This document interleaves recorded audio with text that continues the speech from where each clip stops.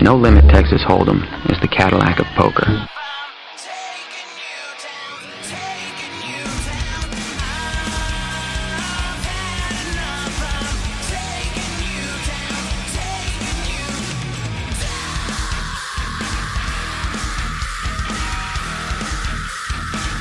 Why does it still seem like gambling to you?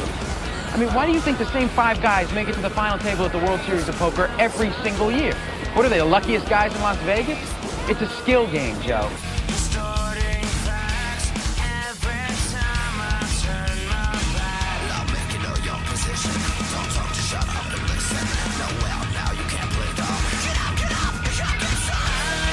I gotta work on my game. No. Don't think of it as work.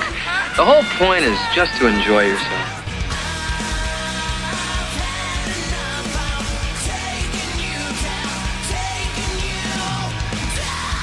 Well, Vince, you gotta wonder what these other players are thinking right now. Okay, children, let's take our seats. We have a lot to learn today.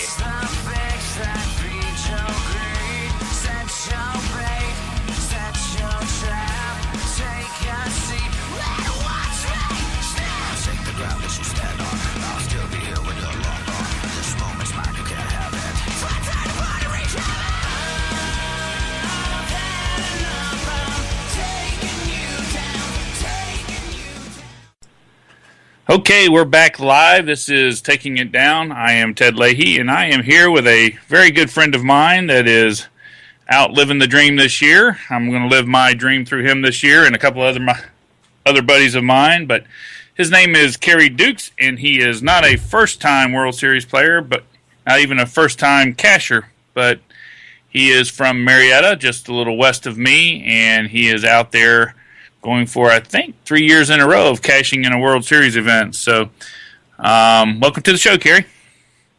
Oh, thanks for having me. Appreciate it, Ted. Absolutely. So, how's your Day 1 experience? You played yesterday on Day 1B. They've got Day 1C going on today, and that'll close up all the entries. How you sitting? Ended up bagging 74,000 last night, 74.5 at the end of the night. It was a great first table. It was a lot of regulars, folks, and I really had an easy day. Never played a pot more than 10,000 chips all day. So wow. just like I like it. Nice and small pots. Chopping out a bunch of little small ones. Not a lot of risk.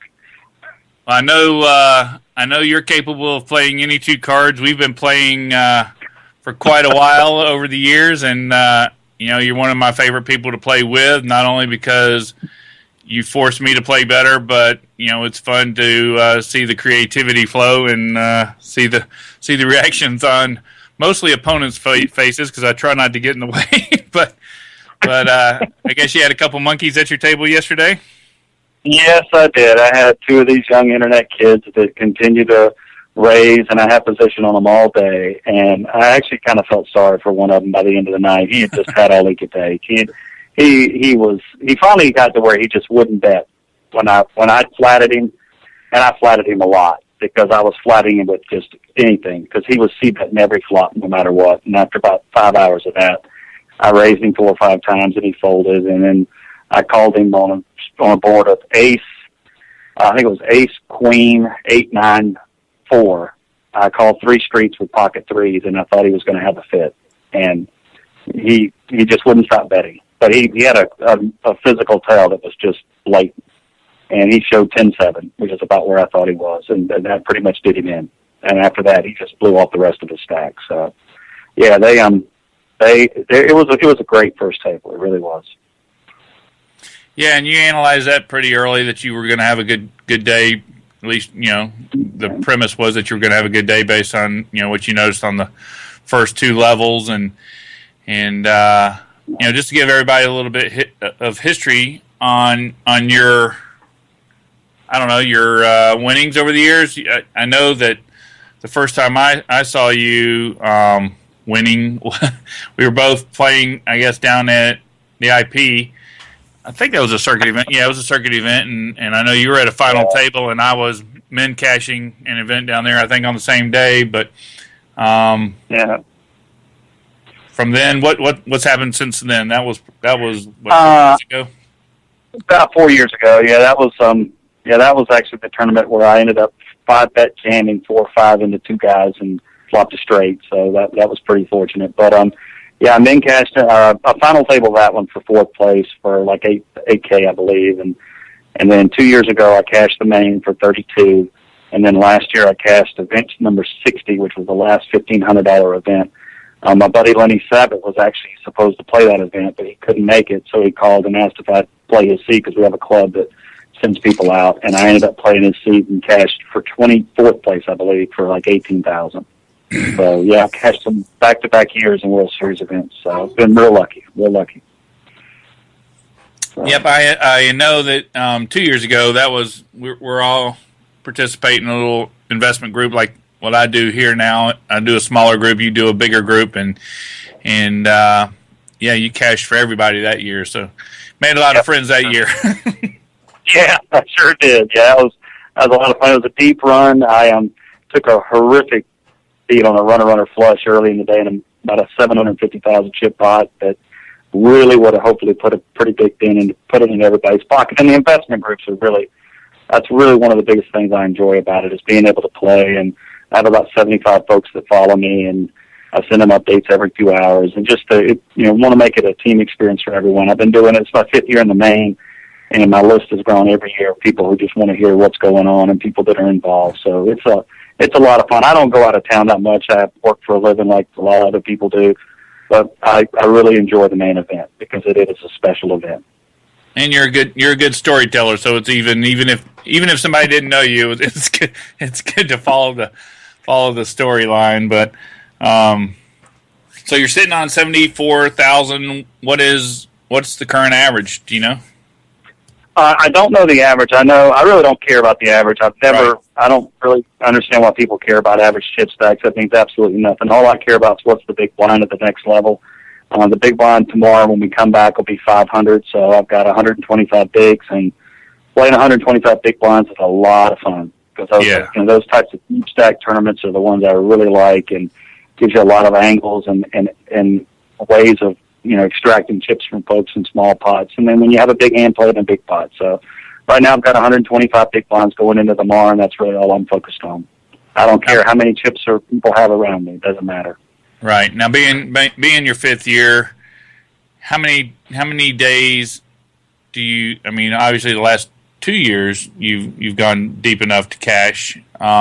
What is your game plan for day 2 versus day 1? Well, a lot of people on day 1 don't want to go broke, so you can raise them in some spots that they don't. If they certain board textures and certain flops, they just don't want to. They don't want to continue because they just want to make sure and make it through day 1. It changes a little bit in day 2, and obviously this is all dependent on your table draw, so that'll make a big difference. And I spend really the first hour feeling out and just kind of observing what the table's like and who the people are that want to put chips in the pot and who the people are who don't want to. Right. And so really I just take every hand as a new event. Obviously past history and physical tells, betting patterns, all of those things are critical to the main event, because when you're playing 100, 200 big blinds deep, it's really easy to make a big mistake. And a lot of folks who, they satellited in and they made it through day 1, and I saw that yesterday, people just literally on lockdown with 8,000 chips because they wanted to make sure and make it through.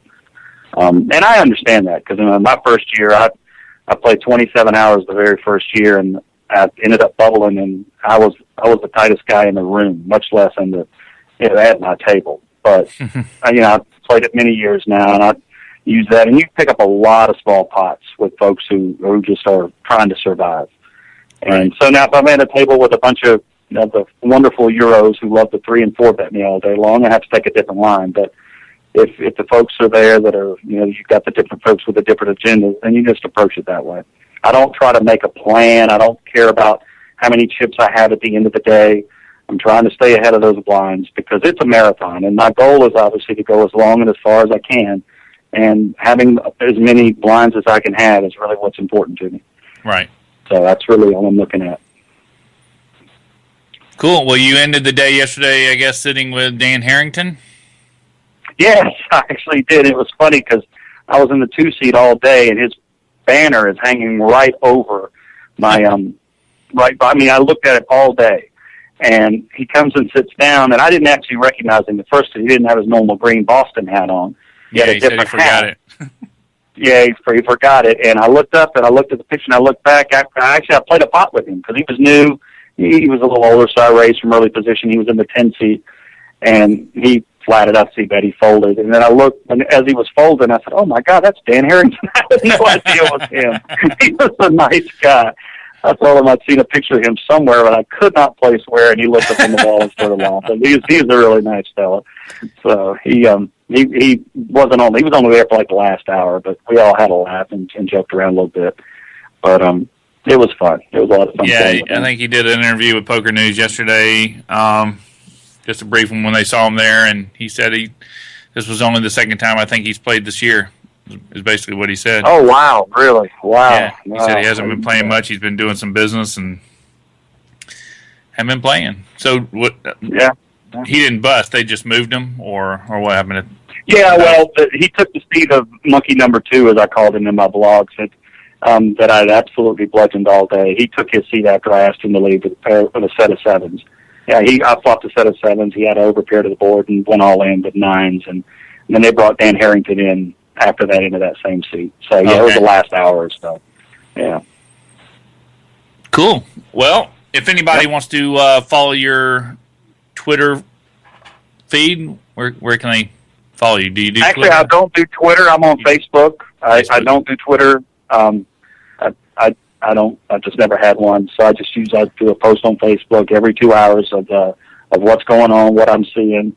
I'll talk about some hands. Like I got to tell you about one hand I saw last night, which was I played in a lot of poker tournaments, but on a flop of 8-8-6, guy bets had raised pre-flop against 4 players. Guy c-bets, but he bets the pot, which a lot of these guys they don't understand pot control at all. So comes back to this young kid, and there's 2 clubs on the board, and the guy just overships for 40,000. And the older gentleman who had bet the pot on the flop just decided the guy had a flush draw, and he called it off with jacks. And, of course, the guy rolls over 8-7, which is what he has pretty much 90% of the time. But the turn was a jack. So he makes jacks full of 8s, but the river was the last 8. So he makes quads on the river in an 80,000 chip pot, and it was, oh, my Lord. The guy left his jacket, and he just ran out of the room. He was so upset. But yeah, he got it in pretty bad anyway. But, yeah, they we'll finish. I guess we'll finish around midnight, 1 o'clock tomorrow night, and I'll have updates every 2 hours. I'll put something in there about hands that I've seen in the previous 2 hours. They were in particular importance, good, bad, or indifferent, because I obviously do some stupid things sometimes too. So, if they want to follow, they can just follow them on Facebook. You can friend me on Facebook. Okay. Do you have the My Stack app? Do you post your own chip stacks or? Actually, I was going to do that tomorrow. Alan Sandusky, a buddy of mine, was telling me about that yesterday. He did that, and I'd never done it, so I'm going to be trying that tomorrow. Yeah, and I'll try to pretty easy, and you can stack type in your chip stacks, and it'll update immediately. And I think you can even post little notes as well. But if it goes, I think it might be attached to Twitter as far as comments go, but you can definitely do your chip stacks without it. But. Okay, all right, I'll do that. Well, cool. Well, I know you've got big plans with the wife tonight. How's that working out taking the wife to Vegas? Actually, it is the best trip to Vegas. I'll tell you, one of the things that kills me when I comes out of here, after about 4 days, I'm ready to go home. But having her here for our 20th anniversary, we've got things to do, like tonight on the off days that we've got scheduled, and it's been great. And she's having fun with one of our friends, Preston Perry's wife, and we've had a blast. I'm so happy she's out here. It just makes it so much better. I'm really having a good trip. I can't agree more. I know how hard it is to be away from your family for that long, and especially, I usually go out there for 2 weeks, and it's brutal. Yeah. It's horrible. Yeah. Yeah, it really is.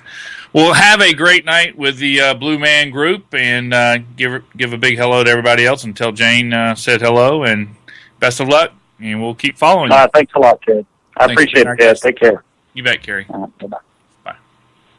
You're listening to Taking It Down on OnTiltRadio.